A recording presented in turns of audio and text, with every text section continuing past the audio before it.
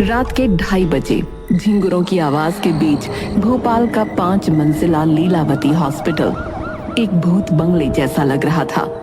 चारों तरफ सन्नाटा था और उस सन्नाटे में एक पायल की आवाज गूंज रही थी। ये इस टाइम हॉस्पिटल में पायल की आवाज कहाँ से आ रही है? अरे होगी कोई गांव की औरत, तुम्हें पता है ना इन लोगों का। छोड़ो और उस दिल के मरीज को देखो जाकर। हाँ देखती हूँ।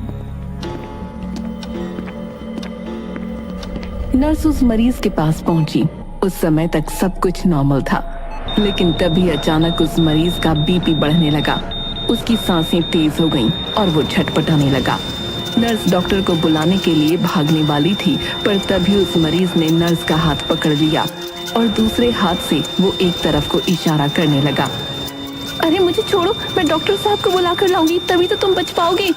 लेकिन उस मरीज ने नर्स का हाथ नहीं छोड़ा। अब वो इतनी बुरी तरह तड़प रहा था जैसे कोई उसे करंट लगा रहा हो। उसके सिरहाने लगी हुई मशीनें ऐसी आवाजें कर रही थी जैसे फटने वाली हो।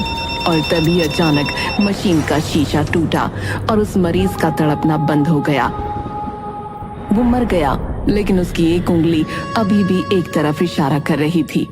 नर्स ने जब उस तरफ देखा तो सामने एक प्रेग्नेंट औरत खड़ी थी, जिसकी टांगों के बीच से खून टपक रहा था और वो लगातार उसे घूर रही थी। वो फौरन चिल्लाकर वहां से भागी। कोई है, कोई है, वहाँ कोई है। क्या हुआ? ये अस्पताल सही नहीं है। यहाँ रोज एक मरीज की सडन डेथ होती है और आज शायद मैंने उस सडन डेथ की वजह को देख लिया। क्या मतलब? मतलब ये है कि लोग बीमारी से नहीं मर रहे हैं, लोग खौफ से मर रहे हैं। इस अस्पताल में कोई भूत है। मैं तो जा रही हूँ यहाँ से। मुझे भले कहीं और काम मिले ना मिले, पर मैं यहाँ काम नहीं करूंगी। ये कहकर वो नर्स अस्पताल से भाग गई और फिर कभी वापस नहीं आई। हालांकि उसकी बात पर किसी को यकीन नहीं हुआ। सबको यही लगा कि दिल का मरीज था, बस मर गया।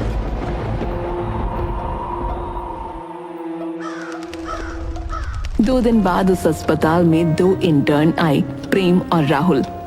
नर्स उन्हें डॉक्टर प्रकाश के पास ले गई। ये है हमारे सीनियर डॉक्टर प्रकाश।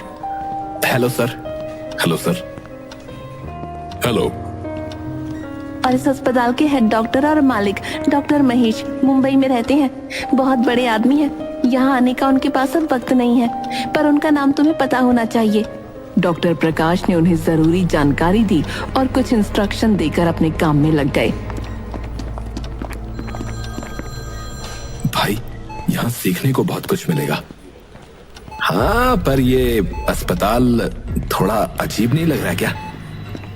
तभी वार्ड बॉय उनके पास आया और बोला, ऐसा देखो, रात की ड्यूटी तुम दोनों को करनी होगी। रात? हमें तो लगा सीनियर नर्स या कोई और होगा। एक नर्स थी, पर वो छोड़कर चली गई। अब मैं अकेला तो नहीं रहूंगा ना। दोनों ने मना करना चाहा, पर मजबूरन मान गए।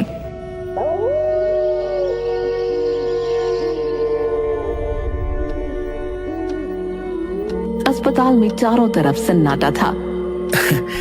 यार, ये जगह तो सच में हॉरर फिल्म का सेट लगती है, नहीं? यार बस रात बीत जाए, कल से दिन की शिफ्ट ले लेंगे। इंटर्न्स को डे शिफ्ट नहीं मिलती यार, भूल जा।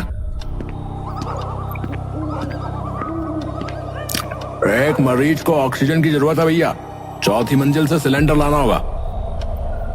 अब तू जा प्रेम, मैं यहां देख लूंगा। प्रेम 4थी मंजिल की तरफ बढ़ा।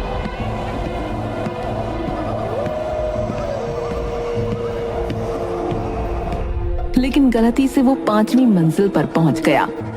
5वीं मंजिल का नजारा बेहद अलग था। वहां सब कुछ परफेक्ट था।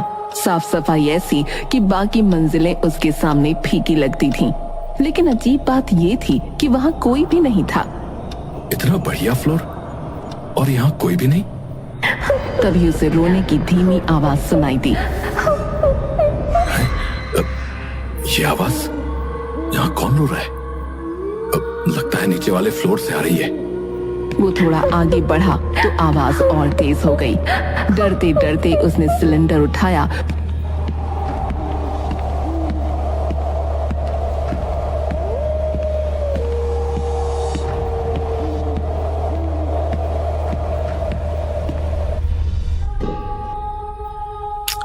हाँ भैया, इतनी देर क्यों लगाई है?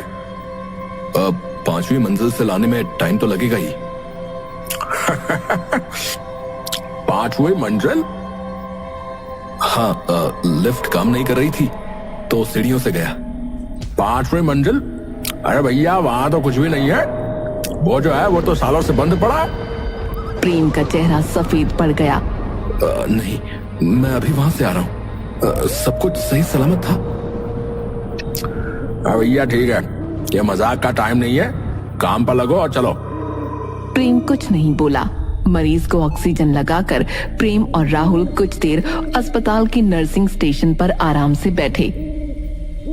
यार राहुल, मुझे अब भी समझ में नहीं आ रहा है कि मैं जिस 5वें फ्लोर पर गया था वो इतना अलग क्यों था यार, इतना शानदार, और अब वार्ड बॉय कहता है कि वो बंद पड़ा है। अरे यार, तू रात की ड्यूटी पहली बार कर रहा है ना, शायद इसीलिए तेरी थकान और डर तुझे कुछ ज्यादा ही सोचने पर मजबूर कर रहे हैं। नहीं यार, चलो मेरे साथ, अभी चलते हैं 5वें फ्लोर पर, सब पता चल जाएगा। राहुल पहले मना करता रहा, लेकिन प्रेम के बार बार कहने पर आखिरकार मान गया।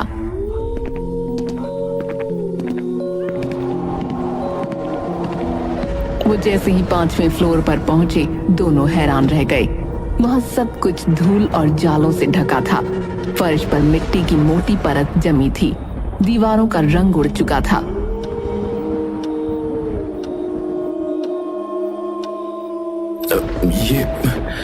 ये कैसे हो सकता है? मैं अभी कुछ देर पहले यहीं पर था यार, ये फ्लोर तो बिल्कुल नया लग रहा था। अबे यार, तू पागल हो गया क्या? देख, यहाँ कुछ भी नहीं है। तभी एक आवाज आई, आओ आगे आओ, डरना मत, आगे आओ। ओए, तूने कुछ सुना क्या? ये क्या था यार? हाँ, लेकिन ये कहां से आ रही है?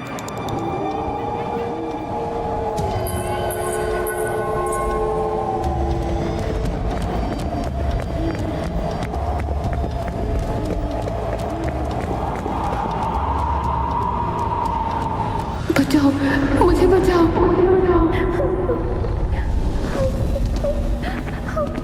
वो महिला मरीज कुछ कहने की कोशिश कर रही थी, लेकिन उसकी आवाज जैसे गले में ही अटक गई थी।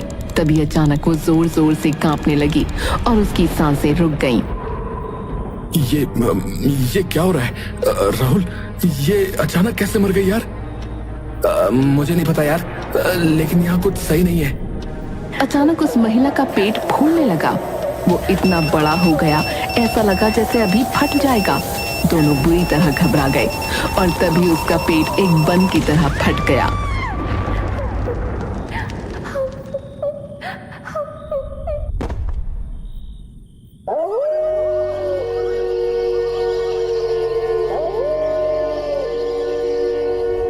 लेकिन अगले ही पल सब कुछ फिर से नॉर्मल हो गया। ये सब क्या था? ये हमें भ्रम हो रहा है क्या? उन्होंने तुरंत वार्ड बॉय को बुलाकर मरीज की मौत के बारे में बताया, जिसने डॉक्टर प्रकाश को जानकारी दी।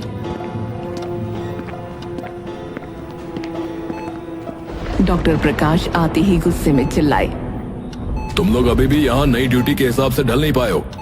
ये सब तुम्हारी थकान और डर का नतीजा है। लेकिन सर, 5वें फ्लोर पर। 5वां फ्लोर? वो 5 साल से बंद पड़ा है, वहां कोई नहीं जाता। वो तब से बंद है जब एक गर्भवती महिला की वहां मौत हुई थी। अब दोबारा वहां मत जाना, समझे? प्रेम और राहुल ने सिर झुकाकर माफी मांगी और वहां से चले गए।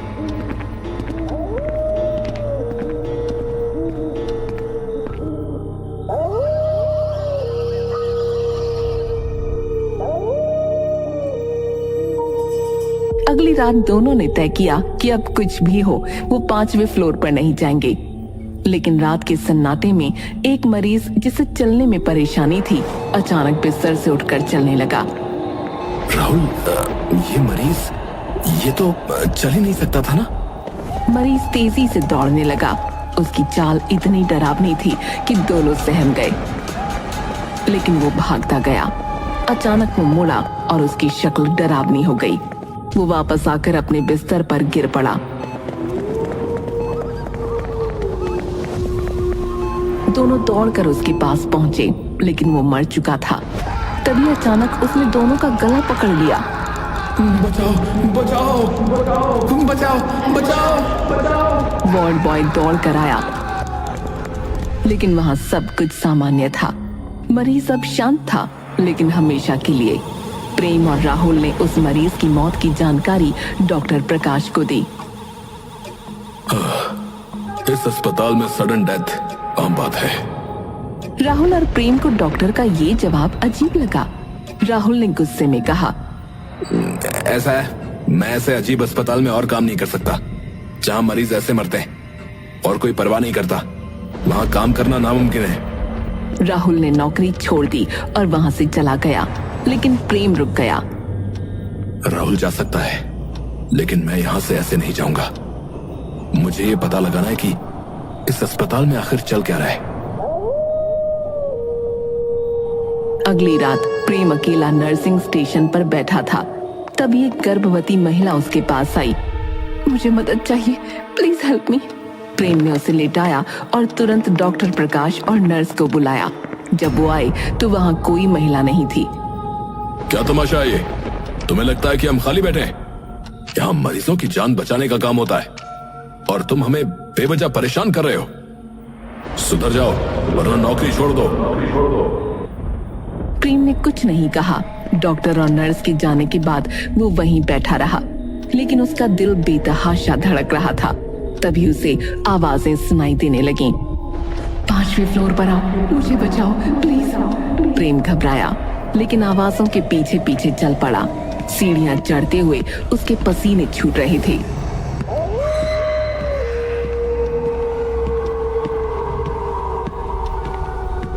जब वो 5वें फ्लोर पर पहुंचा तो वहां का मंजर वही था, धूल, मिट्टी और जाले। लेकिन इस बार बीच में एक बेड पर वही गर्भवती महिला बैठी थी। प्लीज मेरी मदद करो, मेरा बच्चा, मेरी डिलीवरी करवा दो, मुझे बचा लो। प्रेम डर के मारे कांप रहा था। उसे कुछ समझ नहीं आ रहा था कि वो क्या करे, लेकिन जैसे जैसे वो उसकी मदद करने के लिए आगे बढ़ा, महिला का रूप बदलने लगा। उसकी स्किन सफेद और भद्दी हो गई, उसकी आंखें गड्ढों में समा गईं, उसके बाल बिखर गए और वो एक जिंदा लाश की तरह दिखने लगी। तुम कौन हो? ये क्या हो रहा है? प्लीज मुझे बचा लो, मेरी डिलीवरी करा दो। प्रेम डर से कांपते हुए पीछे हटने लगा, लेकिन तभी उसने एक बच्चे के रोने की आवाज सुनी। प्लीज मुझे और मेरे बच्चे को बचा लो।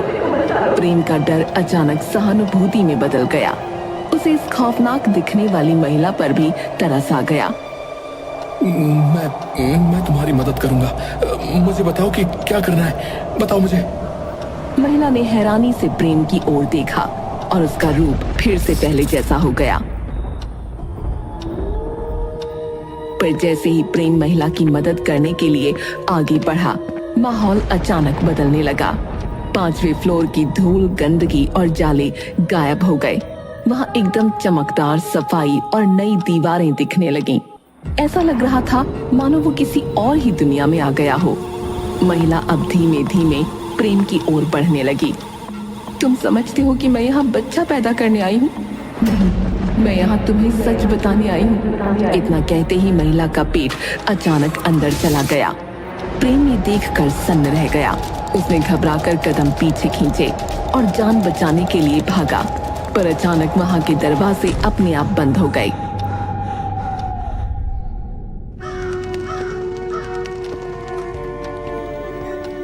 डरा हुआ प्रेम अगली सुबह अस्पताल के हेड डॉक्टर महेश को कॉल करता है।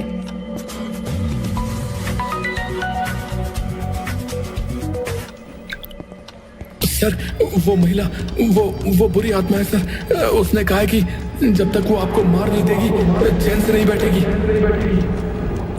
क्या बकवास कर रहे हो? ये कैसा मजाक है? सर प्लीज मेरी बात मानिए। वो आत्मा सबको मार रही है। हमें किसी तांत्रिक या पंडित को बुलाना होगा। मेरे पास एक आइडिया है। वो आपको देखकर बेकाबू हो जाएगी और तब तांत्रिक उसे कैद कर लेगा। डॉक्टर महेश ने बड़ी मुश्किल से प्रेम की बात मान ली।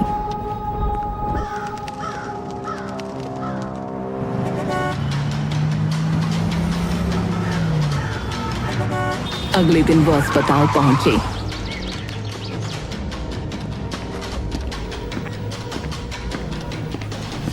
अस्पताल पूरी तरह खाली था।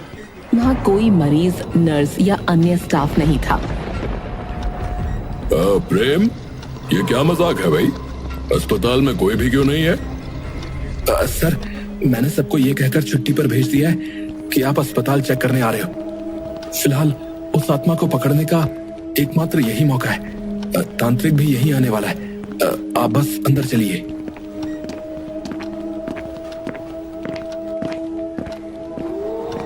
डॉक्टर महेश अंदर जाने को तैयार नहीं थे, लेकिन प्रेम ने उन्हें धक्का देकर दरवाजा बाहर से बंद कर लिया। अस्पताल में एक सन्नाटा था। अचानक वही महिला डॉक्टर महेश के सामने प्रकट हुई। याद है तुझे? तूने मुझे मारा था, मुझे और मेरे बच्चे को, सिर्फ इसलिए क्योंकि मैंने तुझसे अपना हक मांगा था। तुम कौन हो तुम भाई? मैं तुम्हें नहीं जानता। झूठ मत बोलो, मैं रंगीली हूँ, तुम्हारे बच्चे की माँ। जब मैंने अपने अधिकार मांगे तो तुमने मुझे चेकअप के बहाने 5वें फ्लोर पर ले जाकर मार दिया और मेरी मौत को सडन डेथ का नाम देकर भाग गए। डॉक्टर महेश कांपने लगे। महिला का चेहरा बिगड़ने लगा। उसकी आंखें गड्ढों में धंस गईं और उसके होठों से खून टपकने लगा। उसने डॉक्टर को उठाकर दीवार से पटका। उसी समय प्रेम ने दरवाजा खोल दिया और अंदर आया। रंगीली ने मुझे सब कुछ बता दिया है। अब तुम्हारा पर्दाफाश होगा। या तो तुम अपना जुर्म इंटरनेट पर लाइव कबूल करो, या फिर वो तुम्हें और तड़पाएगी। डॉक्टर महेश ने दर्द से कराहते हुए मोबाइल निकाला और लाइव वीडियो शुरू किया। मैंने रंगीली का खून किया था। वो प्यार करती थी, पर मैंने उसे गर्भवती कर दिया।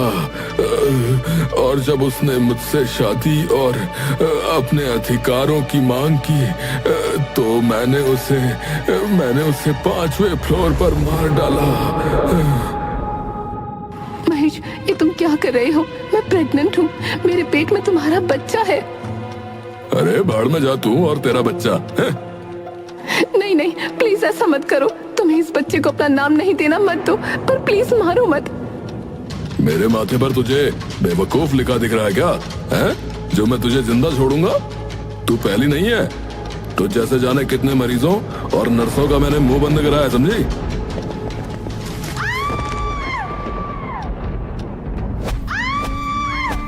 मेरा बच्चा, मेरा बच्चा। महेश को तरस नहीं आया।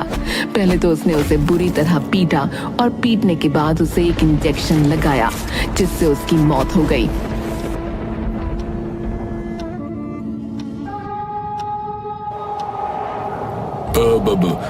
रंगीली को मारने के बाद मैंने उसकी बॉडी पार्ट्स को ब्लैक मार्केट में बेच दिया, और ऐसा मैंने कई औरतों के साथ किया है।